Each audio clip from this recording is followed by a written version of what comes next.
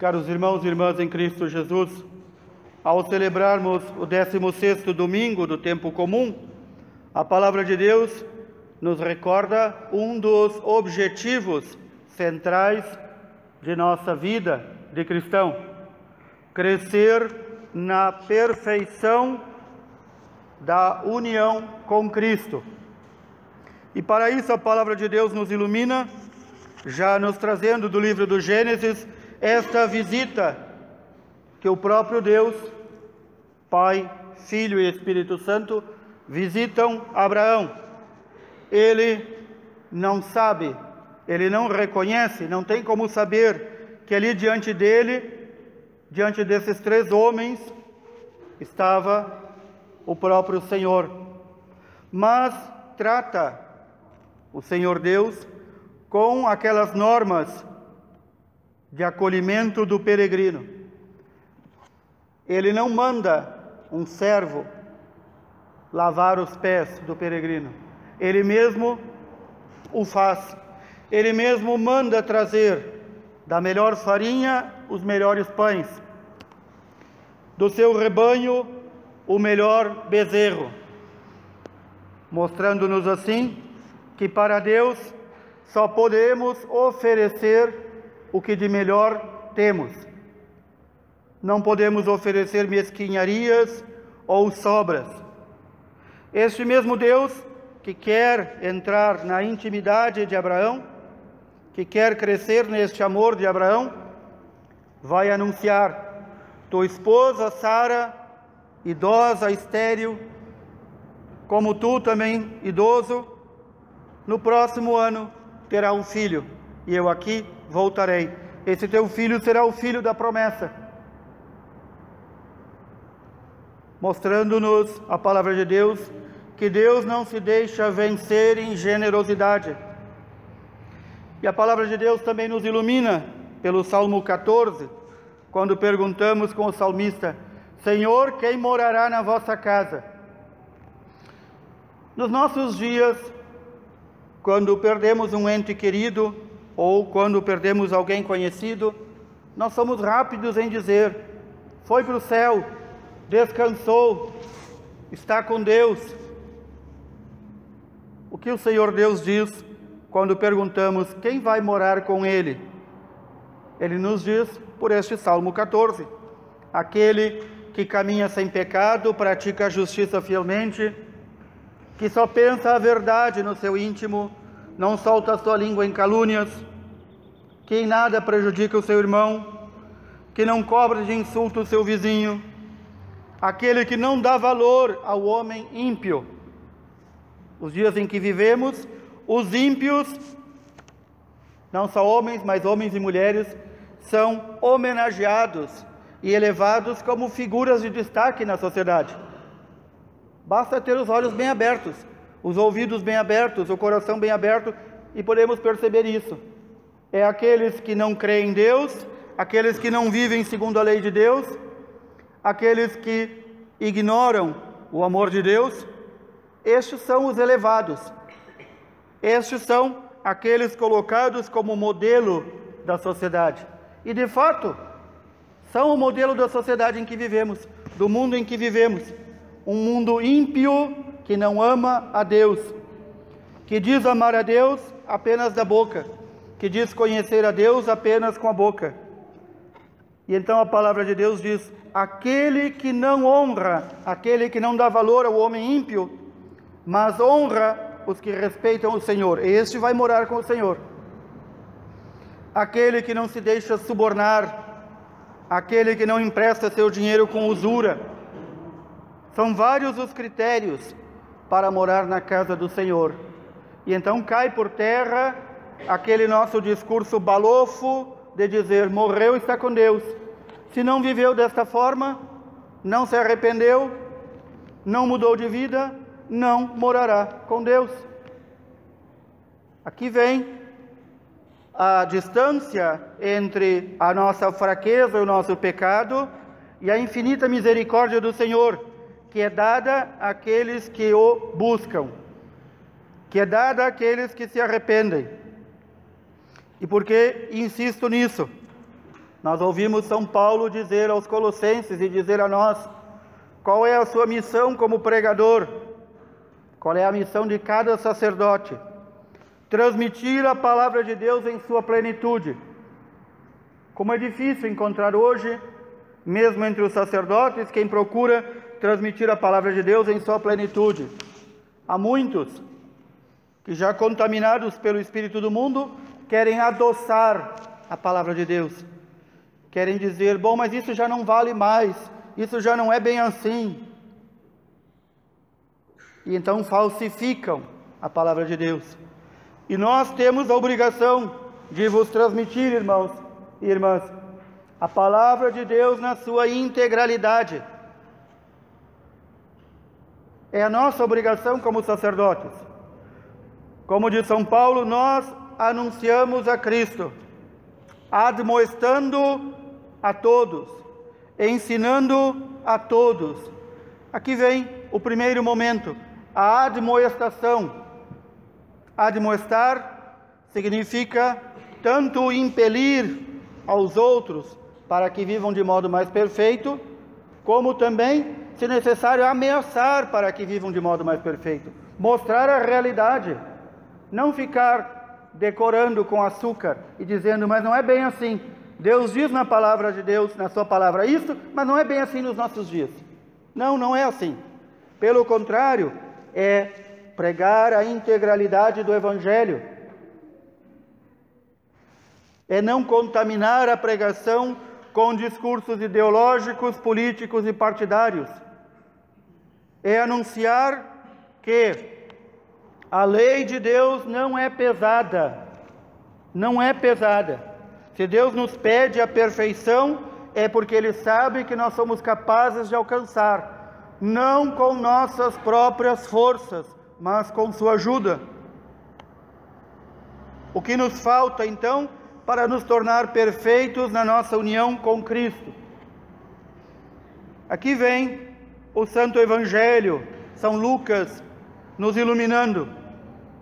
Quando Jesus entra na casa de Marta, Maria e Lázaro, seus amigos em Betânia, Maria, juntamente com as outras pessoas, se põe aos pés de Jesus para ouvir a sua palavra. Não diz que ela falava, ela escutava, para guardar em seu coração, para viver aquilo. Enquanto isso, Marta, talvez fosse a irmã mais velha, talvez fosse a mais preocupada com as coisas da casa, estava ali nos afazeres, estava ali nas coisinhas do dia a dia, e ainda foi se queixar a Jesus: como é que tu vês isso, Senhor? Eu aqui me esfalfando, trabalhando, fazendo as coisas, e a minha irmã aí sentada a teus pés te ouvindo. Então Jesus dá esta resposta da sua santa sabedoria: Maria escolheu a melhor parte, e isso não será tirado dela. Aqueles que se colocam na escuta atenta do Senhor recebem a melhor parte. Este Santo Evangelho nos recorda a nós, sacerdotes, nos recorda a tantos na igreja que, de uma forma ou outra, servem a igreja do Senhor, muitas vezes chamados de membros, líderes, grupos de pastoral, que não são as reuniões, não são o fazer coisinhas, é o estar aos pés de Jesus, é ouvi-lo. Só Ele tem palavras de vida eterna. Não é fazer atividades que nos salvam. Só há uma atividade que ajuda na nossa salvação, que é a caridade perfeita para com o próximo. Nenhuma outra, nem encontros, nem reuniões, nem planejamentos, nada disso nos leva à salvação. É estar aos pés de Jesus. E este estar aos pés de Jesus, podemos estar todos os dias. E uma forma de crescermos perfeitos na nossa união com Cristo é, acima de tudo, a vida de silêncio e de oração. saudoso Papa Bento XVI nos recordava disso. Quantas vezes, quase todos os dias nas suas pregações, o atual chefe da congregação para o culto divino, o cardeal Sara, tem falado, escrito sobre isso. Sem o silêncio e a oração, não há igreja, não há vida de cristão, não há vida de Cristo em nós. Por que isso tem que ser relembrado, uma coisa tão antiga? Porque até mesmo nas nossas igrejas se transformaram em lugares de barulho. Se nós nos calarmos agora um momento, prestarmos atenção aí fora, temos barulho o dia inteiro, 24 horas, o mundo faz barulho, 24 horas. E nós nos cansamos, enfastiamos desse barulho, chegamos em casa, o que vamos fazer? Ligamos a televisão, para ficar ali moendo o barulho nos nossos ouvidos. Diante de nossos filhos, diante de nós, na nossa casa não há silêncio também. E essa falta de silêncio nós trazemos para a igreja, para o templo. E então a nossa preocupação na igreja é beijar e saudar todo mundo, não é fazer silêncio. Já não entro mais em comunhão com o Cristo, porque quero ter uma comunhão humana e comum com os demais. Eu não rezo e não deixo o outro rezar. Eu estou desde cedo com a televisão, o rádio e hoje, em nossos dias, a internet, pipocando e fazendo barulho, até na madrugada. E digo, não consigo rezar. Claro, rezar é colocar-se nessa íntima união com Cristo, falar com Ele, ter aquele momento de silêncio lá na sua casa, mas não só aquele momento. Eu pergunto muitas vezes às crianças se rezam. Poucos são os que rezam hoje em dia, porque eles não viram seus pais rezando, eles não aprenderam o que é oração, eles não aprenderam o que é silêncio, e então começam desde pequenos a serem martelados pelo barulho, e vibrados pelo barulho vão também fazer barulho. E então aqueles poucos que dizem que rezam, dizem, na hora de dormir eu rezo. Também é muito adulto assim. Na hora de dormir eu rezo. Durante a manhã, quando acordou, não lembrou de rezar. Durante o dia não lembrou de rezar. As refeições não lembrou de rezar. Durante o dia não lembrou de falar com Deus em nenhum minuto. E nem fez silêncio para deixar Ele falar. Não fez. Como é que Deus vai nos falar? Como é que Ele vai entrar na nossa intimidade? Esta união perfeita? Não vai, não tem como, nós não deixamos. Nós muitas vezes queremos um Deus para aquele momento que precisamos e depois o engavetamos, botamos lá no fundo da gaveta, ou na sala dos trastes da nossa casa, e esquecemos dele. Por isso é necessário também, para crescermos na perfeição da união com Cristo, a vida espiritual de cada um. Ao acordar, ao receber as refeições, ao ir dormir, rezar. Durante o dia, rezar. Durante o dia, falar com Deus, que também é rezar. Sem isso, não há como. É necessário um programa de vida, nós nos perdemos muito fácil sem um programa de vida. Nós seguimos como folhas ao vento, como o tronco seco que vai jogado pelo rio, que é o barulho do mundo. E então chegamos ao domingo muitas vezes e dizemos, vamos receber Jesus na comunhão. Não, nós vamos fazer a comunhão mais íntima possível aqui na terra com Ele, no pão e no vinho que Ele está após a consagração. Então nós fazemos comunhão com Ele, entramos na intimidade dEle e Ele entra na nossa intimidade. Esta é a forma mais perfeita de união com Cristo aqui na terra. Mas há outras formas, a oração particular, o conversar muitas vezes durante o dia com o Senhor, sem esquecer que não é monólogo, não é só eu que falo, é diálogo, são dois que falam. Eu falo e ele fala.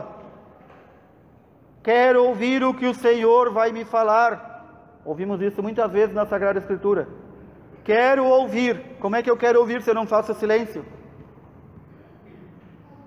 Como é que eu vou ouvir o Senhor se eu estou agitado por coisinhas do dia a dia? Preocupado com coisinhas que vão passar. E então muitas vezes ouvimos isso. Nas comunidades, na nossa matriz e certamente em todas as paróquias do mundo. Padre, lá a gente fez tanto. Fez isso, e depois a nossa comunidade, a nossa paróquia desapareceu. Rezaram? Tinham vida de oração? Não. Por isso que desapareceu. Não foi por fazer coisinhas ou deixar de fazer. As coisinhas passam. Os atos, as reuniões, os encontros, tudo isso passa, desaparece. Só o que permanece é esta necessidade que temos de nos tornarmos perfeitos em nossa união com Cristo. Quem não consegue crescer nessa perfeição de união com Cristo, mais difícil ainda será crescer na perfeição de união com o irmão. Porque para ele o irmão é um irmão que precisa, é um desqualificado, é um inútil, é um malandro. Mas quando nós estamos em união com Cristo, o irmão que sofre, o irmão que necessita, o irmão que nos pede, é também filho de Deus. É o próprio Cristo diante de nós que se coloca pedinte. E então nós podemos observar que aqueles que cresceram na união com Cristo, cresceram porque souberam crescer em silêncio e em vida de oração. Para encerrar, um exemplo. É sempre bom trazer o exemplo dos santos e santas de Deus, nossos irmãos na fé que progrediram. Santa Margarida Maria Alacoque, religiosa, freira, quando nos primeiros tempos do convento, ela que foi a confidente do Sagrado Coração de Jesus, ela perguntou à sua madre formadora: Madre, como é que eu faço para crescer nessa intimidade com Jesus, para que Ele possa viver em mim e eu viver nele? E a madre disse: vai lá na igreja, para quieta, silenciosa, como se fosse uma tela de um pintor estendida, um pano estendido, e deixa Jesus se imprimir em ti, e então tu vai ficar parecida com Ele. É assim que nós crescemos na semelhança com Cristo. Nós não precisamos ir à igreja para isso, seguir o conselho desta madre. Em cada momento, se nós sabemos silenciar, se nós sabemos calar, se nós sabemos rezar, nós crescemos nessa intimidade e o Senhor vai se imprimindo em nós como o pintor que pinta na tela. É esse o objetivo da vida cristã aqui na terra. Chegarmos à máxima perfeição de união com Cristo. É isso que queremos pedir ao Senhor, que não nos desampare, que nos ajude a crescer nesta perfeição. Que o Senhor nos ajude e nos faça cada dia mais solícitos e mais amorosos por Ele, abrindo a nossa intimidade a Ele. Louvado seja nosso Senhor Jesus Cristo.